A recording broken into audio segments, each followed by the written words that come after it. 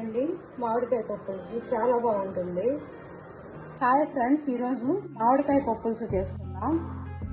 కందిపప్పు, వేయించిన పెసరపప్పు రెండు కలిపి ఒక 100 గ్రాములు తీసుకొని శుభ్రంగా కడిగి తగిన పసుపు పొడి 1 స్పూను, పచ్చిమిర్చి 5, పచ్చిమిర్చిలో కారం తక్కువగా ఉంది కాబట్టి 2 ఎండుమిర్చి వేసుకోవాలి, ఉల్లిపాయలు 2 విజిల్లకి ఉడికిచ్చేసుకోవాలి.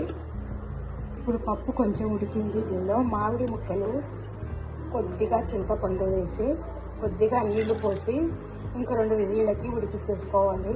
పప్పు ఉడికిపోయింది. సాల్ట్ వేసి ఎనిపేసుకోవాలి. ఈ విధంగా ఎనిపేసుకున్న పప్పులో కొద్దిగా వేడి నీళ్ళు పోసేసుకోవాలి. పప్పులుసు చిక్కగా ఉండాలి. ఇప్పుడు పోపు పెట్టేసుకోవాలి.